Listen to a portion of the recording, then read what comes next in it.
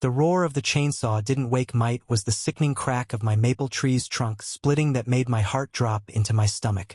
I ran out barefoot, half-dressed, hair still damp from the shower, to find two men in neon vests hauling the severed limbs of my 30-year-old trees toward a waiting dump truck.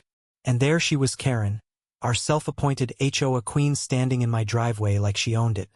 Her hands planted on her hips, a smug grin smeared across her face. Finally, she announced over the grinding of the saw, "We can bring this yard back to code." Back to code? My yard wasn't under any code. I didn't even live in her HOA. My property sat 2 streets outside their jurisdiction. But that hadn't stopped her before from slipping threatening letters in my mailbox. The men hesitated as I shouted over the noise. "Who gave you permission?" Karen tilted her head like a patient schoolteacher explaining to a child. "The HOA board. You've been warned about those trees blocking sightlines for months." I could barely process the audacity. These weren't just trees, they were the living markers of my father's hands.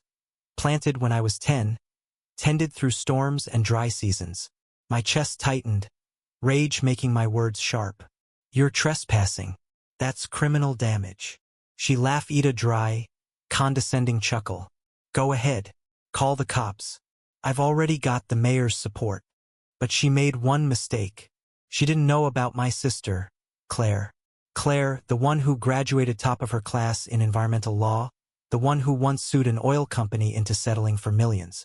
The one who, coincidentally, had just arrived in town for a week-long visit.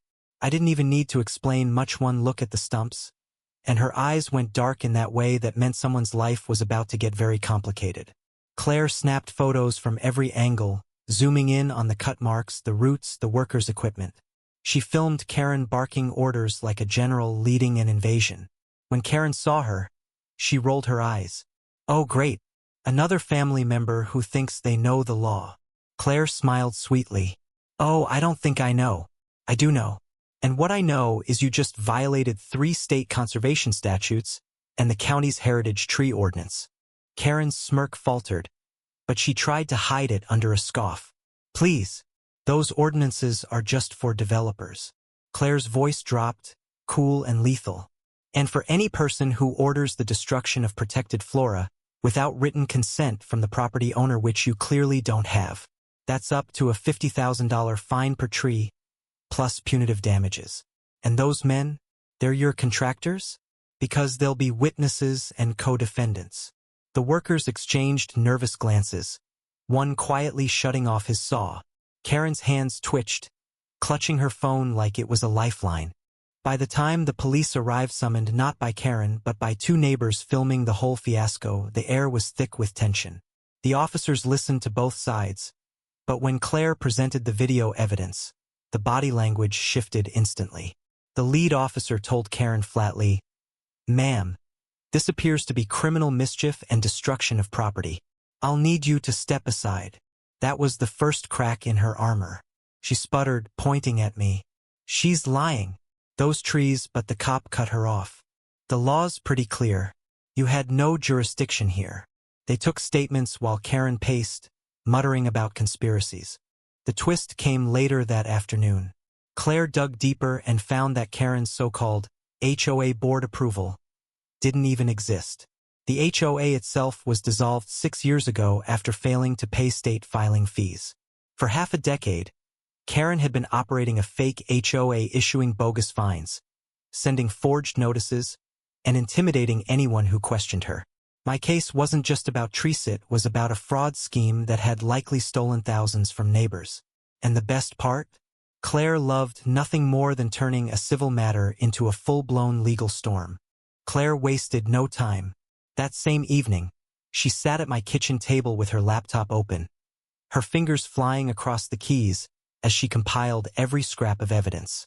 Emails, forged HOA notices, screenshots from neighbors' phones, bank records that a willing whistleblower handed over. All of it was arranged like a puzzle, locking Karen into place.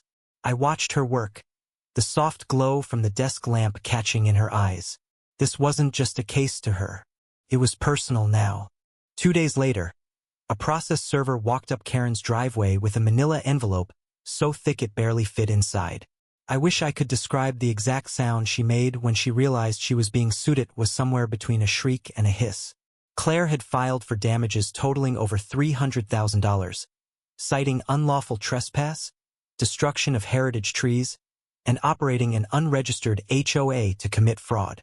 Karen tried to fight back in her usual way, going door to door with her side of the story. But this time, she wasn't dealing with whispers over fences. She was facing the full weight of a community tired of her intimidation. One by one, neighbors began sharing their own experiences. The fake fines for unmowed lawns, the threats of lien filings, the sudden fees for mailbox repairs that never happened. Claire turned it all into a class action suit. The number of plaintiffs doubled, then tripled in a week. By the first court hearing, the gallery was packed. Local reporters squeezed into the back row, cameras ready. Karen arrived in an ill-fitting blazer, her face set in that defiant glare she'd worn for years. But when the judge entered and Claire began her opening argument, I could see Karen's mask slip. Claire's voice was calm, deliberate, and devastating. She painted a picture of not just one act of destruction, but a sustained campaign of deceit. She held up the chainsaw blade used on my trees, still flecked with sap, as a tangible reminder of the damage. She showed aerial maps proving my property was well outside the HOA boundaries. Then she dropped the bomb. The official state records confirming the HOA's dissolution 6 years ago. The courtroom murmured. The judge's brow furrowed. Karen shifted in her seat, suddenly fidgeting with her papers. When Claire called the lead police officer as a witness to confirm that the incident had been documented as criminal trespass, the tension in the room was palpable. Karen tried to object, her voice shrill, but the judge cut her off with a sharp, "Sit down, Ms. Whitmore." Halfway through the proceedings, an unexpected twist hit. A former board member, one of Karen's old allies, stood up from the gallery and asked to testify. Under oath, he admitted that Karen had pressured him into signing fake HOA letters years ago. He claimed he'd stayed silent out of fear, but seeing the destruction of my trees had broken something in him. His testimony nailed the coffin shut. When the verdict came, it was brutal. The judge ordered Karen to pay for the full restoration value of the trees, plus punitive damages, plus legal fees not just to me, but to every plaintiff in the class action. The total topped $500,000. But the real sting was the criminal referral. The judge instructed the county prosecutor to investigate charges of fraud, forgery, and impersonation of a legal entity. The news spread fast. By evening, Karen's face was on the local news under the headline, "Fake HOA Leader Faces Criminal Probe." She was photographed leaving court with her mouth pressed into a thin line, shielding her face from cameras. The woman who once strutted through the neighborhood handing out bogus citations was now a pariah. Contractors refused to work with her. Stores banned her for harassment. Even the few friends she had left stopped taking her calls. Months later, my yard bloomed again. 2 new maple saplings swayed gently where the stumps had been, their roots settling into the soil like they belonged. The county's heritage tree program had covered half the replanting cost, thanks to Claire's advocacy. And the best part? Those saplings were now legally protected in my name, impossible for anyone, especially Karen, to touch without my consent. Claire eventually returned to her city practice, but not before the two of us stood in the yard one last time, coffee mugs in hand, watching the morning sun filter through the new leaves. "You know," she said, "this wasn't just about trees.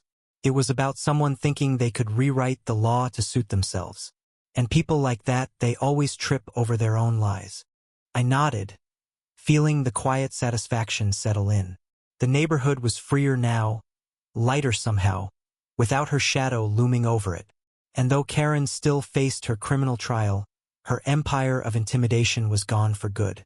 So I'll ask you, was she just a petty bully who went too far? Or a calculating fraud who finally got what she deserved? You tell me.